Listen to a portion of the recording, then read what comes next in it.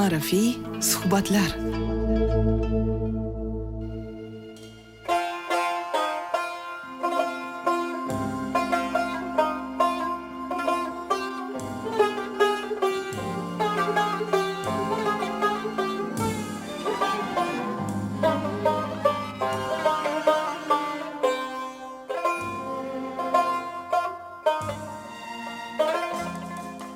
Assalomu alaykum muhtaram muxlislar. Barchangizga tinchlik va qalb halovatini tilab, suhbatimizni navbatdagi sonini boshlaymiz. Bugun falsafa fanlari doktori Ja'far Muhammad bilan bo'ladigan suhbatimiz tasavvuf haqida tasavvur mavzusida bo'ladi. Eshittirish taqdimoti bilan mikrofon qarshisida Ma'murjon Abdiyev.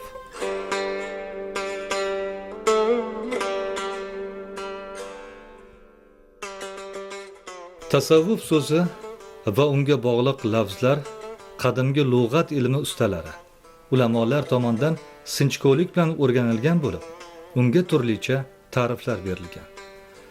Masalan, tasavvuf suluk tarzi bo'lib, uning asosi nafsi pok, ruhi oliy bo'lishi uchun sodda hayot va fazilatlar ila zinatlanib yashamoqda.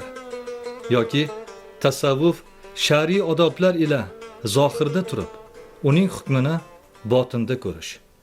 Shuningdek, shar'iy odoblar ila botinda turib, uning hukmini zohirda ko'rishdir.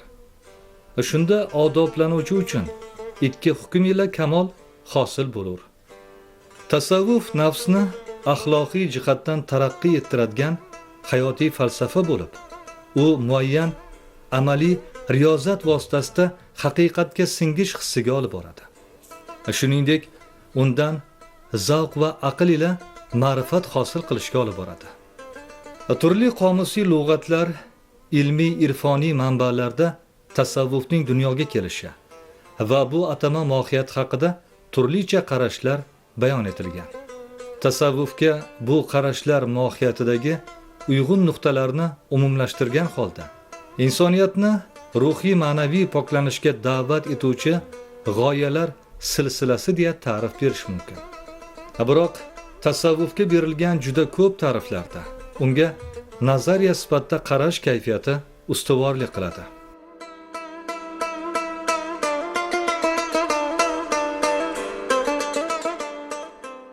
Birinchi tug'iladigan savol shundan iboratki, tasavvuf o'zi bu diniy bir hayot tarzimi, diniy bir ta'limotmi, u dinmi? Ikkinchi masala, demak, u bir ilmmi, u bir fanmi, ta'limotmi, falsafami, nima o'zi degan savol tug'iladi. Va bu savolga javob shuki, tasavvuf ta'limoti islom dinidan kelib chiqqan, vujudga kelgan bir ta'limot hisoblanadi. Bir qarasangiz, tasavvuf ta'limoti islom dinining aynan o'ziga o'xshab ketadi. Ya'ni islom dinidan chetga chiqmagan, uning davomi sifatida ko'rinadi. Bir qarasangiz, tasavvuf ta'limoti o'zining turli-tuman mavzularni, bahslarni, muammolarni o'ziga ichiga olganligi sababli u ilmga, fanga va hatto falsafaga o'xshab ketadi. Endi uning ham diniy asoslari bor, ham uning ilmiy asoslari bor degan xulosa kelib chiqadi. Biz diniy asoslari sifatida Qur'oni Karimni, hadisi sharifni olib ko'rdik va shu xulosaga keldikki, tasavvuf ta'limotiga juda ko'p masalalar, asoslar Qur'oni Karim oyatlari bilan bog'liq ekan, undan keyin esa hadisi sharif bilan aloqador ekan. Bulardan tashqarida biz tasavvufni, demak, tasavvur qila olishimiz noto'g'ri va noo'rin bo'ladi.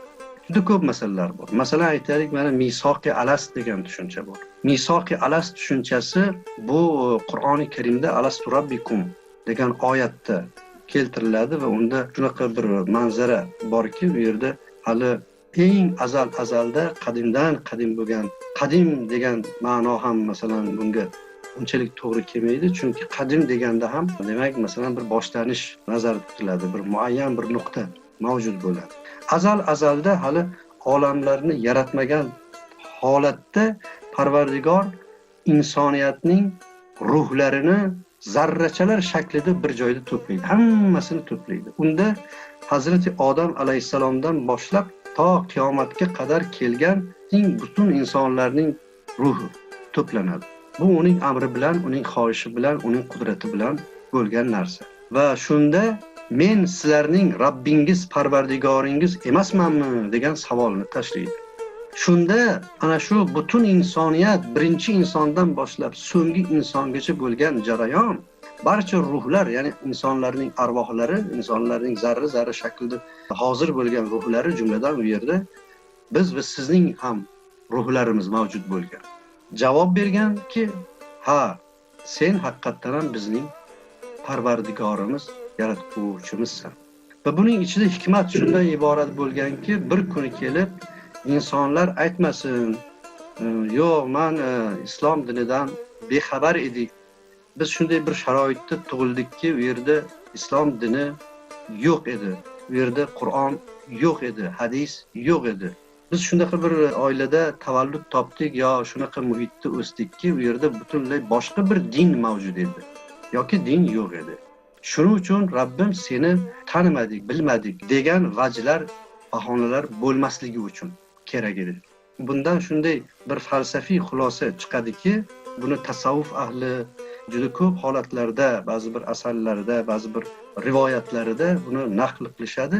Inson fitratida, demak, xudoshunoslik inson tabiatida, insonning ong ostidagi ongida bu tuyg'u joylashtirib bo'lgan ekan. Ya'ni har qanday inson u qaysi millatga, qaysi dinga, mintaqaga tegishli bo'lmasin va qaysi davrda dunyoga kelmagan bo'lmasin, qaysi sharoit va muhitda u tarbiya topmagan bo'lsin, u baribir uning ichida, ongining ichida, tub-tubida Xudoni anglash, Xudoni tanish, Xudoni ma'rifat etish qobiliyati berilgan ekan. Ya'ni insonning ichida bu narsa azaldan joylashtirib qo'yilgan ekan. Va bu ya'ni hech qachon hech qaysi bir insonga bir kuni kelib hisob-kitob paytida vaj bo'la olmasak, bahona bo'la olmas ekanki, biz mana shunaqa bir sharoitda, muhitda o'sdikda, biz bexabar qoldik. Bizga otalarimiz, kattalar o'rgatmadi, ustozlar o'rgatmadi degan bahonai sabab bo'lmaslik lozim. Ko'rib turganingizdek, bu Qur'ondagi bir oyatga asoslangan masala. Ana shu masala ham aytaylik, tasavvuf ta'limotida o'ziga xos o'rin tutadi. Yo'inki omonat yuki degan tasavvufda tushuncha mavjud. Va buni juda ko'plab, masalan, tasavvuf ahli, olimlari va hatto tasavvuf shoirlari o'z asarlarida buni qayta ta'kidlashgan, qayta ko'rsatishgan. Omonat yuki nima? Bu demak Qur'oni Karimdagi Ahzob surasiga ishora bo'lib, bu yerda inna araznal amanata alas samawati val arzi val jibal deb boshlanadi. Va shunda aytiladiki, biz omonatni yukladik, osmonlarga yukladik, yerlarga yukladik, jibal ya'ni tog'larga yukladik va olamlarga yukladik. Ammo uning davomida mazmuni shuki, ammo ular ko'tara olmadilar. İnsonga yukladik, inson ko'tardi va inson o'ziga ziyon qilguvchi va nodon edi. Ya'ni inson zuluman va jahulan deyiladi oxirida. Ya'ni masalan bundan kelib chiqadiki, nima ekan bu omonat yuki, nimadan iborat ekan degan savol tug'iladi.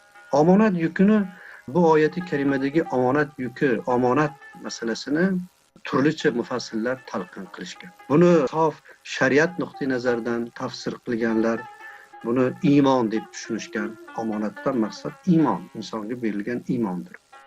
Ba'zilari esa bu Qur'oni Karimdir deb tushuntirishgan. Ba'zilari esa bu shariati Muhammadiyadir, bu omonat deb tushuntirishgan. Ko'rib turganingizdek, bu tafsirchilar yoki mufassirlar turlicha bu omonat nimaligini tushuntirib berishga harakat qilishgan. Biz bilamizki, Qur'ondagi oyatlar va undagi mazmunlar tushunishi mushkul bo'lgan, murakkab bo'lgan va uni oddiy insonlar tushunmaydigan tushunchalar va nimalar ko'p. Shunda masalan juda ko'p joylarda tafsirga hojat qoladi, tafsirga ehtiyoj tug'iladi. Uni ya'ni tushuntirib berishga, uni izohlab berishga uni. Buni esa masalan nima deydi? Shunga mutaxassis bo'lgan, Qur'onshunoslik ilmida ma'lum bir darajaga yetgan, islomiy bilimlarni chuqur egallagan mutafakkirlar, olimlargina, ya'ni mufassirlar buni tushuntirib berish imkoniyatiga ega. Buni har kim ham tushuntirish imkoniyati yo'q har kimda va mumkin ham emas. Ayrim ahli ilmlar tasavvufga shunday ta'rif berishadi. Tasavvuf bir mazhab bo'lib, maqsadi qalbni Allohdan boshqadan xoli qilish, Xoliqqa ixlos ila ibodat qilish hamda undan boshqasidan ruhni qudsiyat olamiga olib chiqish. Tasavvuf odob ilmi bo'lib, u ila nafsning ahvoli yaxshi va yomon, uning yomonini poklash yo'li bilan, yaxshisini zinatlash yo'li bilan Alloh taologa tomon yurish kayfiyati va u tomon qochish uslubi o'rganiladi. Ya'ni o'zidan boshqadan panoh so'ramaslik. Endi tasavvuf olimlari esa ana shu omonat masalasida boshqacharoq fikr yuritishadi va aytishadiki, bu omonatdan maqsad ishqdir deyishadi. Ilohiy ishqdir. Ya'ni Parvardigor insonga ilohiy ishqni omonat qilib berdi. Ana shu ilohiy ishq tushunchasi ichida ko'p narsalar o'z-o'zidan ayon bo'ladi.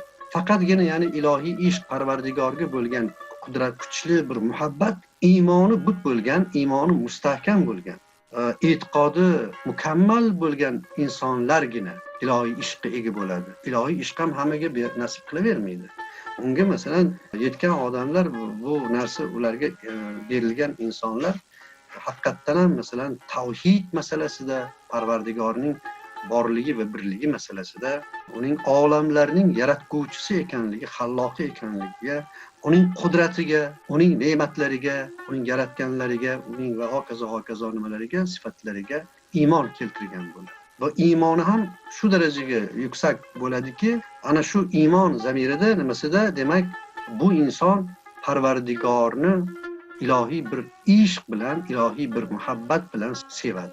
Bu nima uchun omonatni osmonlar ko'tarmadi? Osmonlardan maqsad bu osmon olami. Bu demak farishtalar olami nazarda tutilyapti. Maloik farishtalar nazarda tutilyapti. Yer deyapti bu yerda. Val arzi. Demak, masalan, bu yerdan maqsad yerdagi butun jonzotlar, yerdagi barcha bor narsalar. Tog'lar deyapti. Tog'lardan maqsad tog'lardagi demak masalan hayvonot va nabotot olami, jimodot olami. Jimodot ya'ni toshlar, tuproq va hokazo.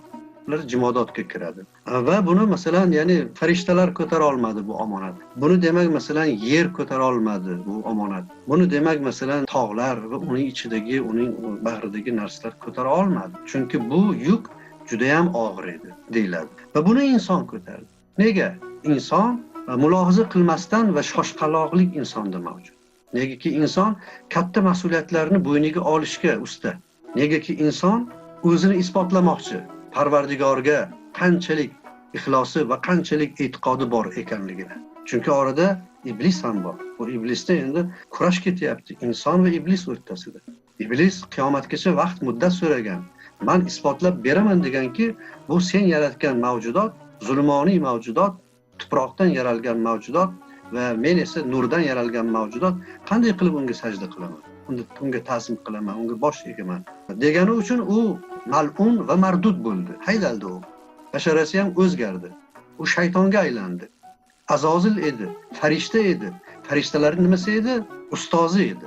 Eng buyuk ustozi edi. Va ibodatlari ham Parvardigorga qilgan ibodatlari ham juda ham katta edi va nimasi edi. Bu yerda insonni xalq etdi, insonni yaratdi-yu, maloiklarga insonga sajda qilishni buyurdi. Shundan dushmanlik boshlandi. Ana shu dushmanlik abadul abad ketadi endi. Bu inson ko'targan narsa tasavvuf ahli nuqtai nazardan ishq ekan, ilohiy ishq ekan. Va ilohiy ishq ichida hamma narsa singib ketadi. Uning ichida shariat ham bor, uning ichida iymon tushunchasi ham bor.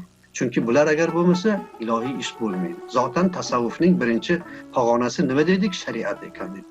Shariatni faqatgina chuqur bilgan odamgina tariqatga qadam qo'yishi mumkin. Tasavvufning ko'pgina va asosiy tariqatlarida, asosiy yo'nalishlarida bu narsa asosiy shart qilib qo'ygan. Kimki shariatni bilmasa, u albatta zalolatga borishi mumkin. U shaytonga ergashishi mumkin, yo'ldan ozishi mumkin, noto'g'ri talqin qilishi mumkin. Ana shu yo'ldan ozishlar, xato ishlar bo'lmasligi uchun ham shariatni yaxshi bilish shart qilib qo'yilgan tasavvuf ta'limoti. Hoji Hofiz Sheroziy bir necha baytlarida eng go'zal shakllarda bayon qilib o'tgan ana shu tushunchani, omonat yukini. Aytadiki, آسمان باری امانت نتوانیست کشد، قرعه فال به نام من دیوانه زدن deydi go'zal bir g'azali. Bu yerda endi bir chiroyli ko'rib turganingizda bu yerda Qur'oni Karim so'zi yo'q, oyat so'zi yo'q. Bu yerda masalan biron bir nima, lekin uni Qur'onni biladigan odam, islomiy bilimlardan boxabar odam darrov biladiki, bu yerda talmih san'ati ishlatilgan. Ya'ni bu yerda masalan talmih san'ati juda bir nozik tarzda, ishora bilan, mazmun ishorasi bilan ana shu suraga, ana shu oyatlarga ishora qilib aytilganki, osmon bu yukni ko'tara olmadi. Ko'tara olmagach buni men devona, men nodon va devona, ya'ni inson deyapti Hoji Hofiz. Men devona va nodon insonning bo'ynimizga bu qur'a tushdi, bu fol tushdi. Tasavvuf olimlari va tasavvufning umuman yaxshi ko'radigan nimalardan bittasi bu Yusuf payg'ambar qissasi hisoblanadi. Yusuf alayhissalomning qissasi Qur'oni Karimda ahsanul qisas deb ataladi. Ya'ni qissalarning eng go'zali. Qur'on qissalardan ham iborat.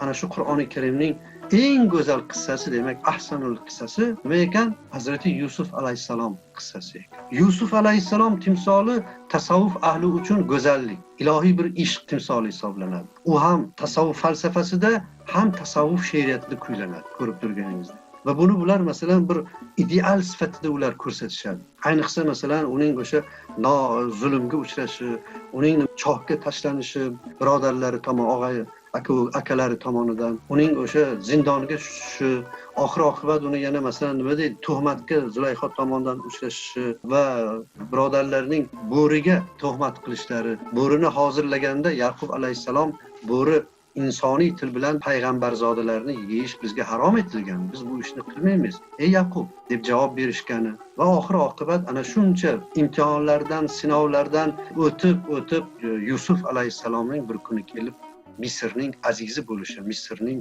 podshohi bo'lib, Kan'onning podshohi bo'lishi, insoniyatda odamlarni ochlikdan, qashshoqlikdan, ko'p yillar kelgan o'sha ochlikdan nimadan najot bergani va yana qaytib uning otasi oldiga kelishi va otasi uning firoqida ko'zlari yig'lashdan nimadan ko'r bo'lib, kulbay ehzon, ya'ni g'am, dard, motam kulbasida o'tirishi, tashqariga chiqmasdan ko'p yillar davomida motam tutishi, bularning barchasi tasavvufiy, irfoniy talqinlar bilan boyitilgan.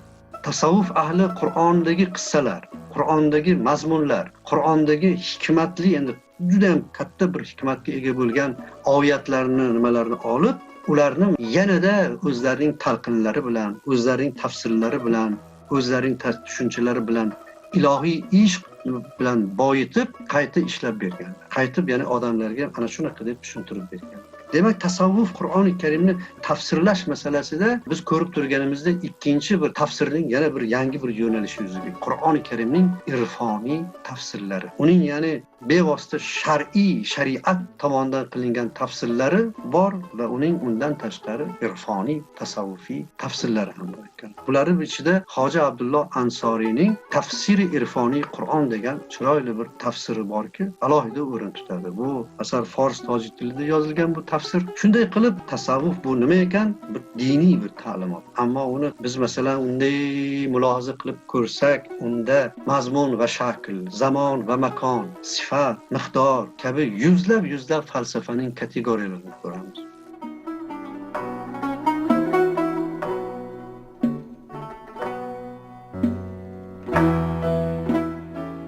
Tasavvuf ta'limoti payg'ambarlardan meros qolgan. Har bir ulug' payg'ambar o'z qalbini Allohning zikri bilan pok etib, uning buyruqlarini bekam va ko'st bajargan. Tasavvuf shayxlari xalqning ma'naviy rahbarlari, ruhoniy murabbiylar sifatida maydonga chiqib, payg'ambar sallallohu alayhi va sallam faoliyati, holatlarini davom ettirishga jazm etganlar. Bu haqda esa eshittirishimizning navbatdagi sonida suhbatlashamiz. Xayr azizlar, qalbingizni iymon nuri doimo nurafshon etsin. E'tiboringiz uchun tashakkur.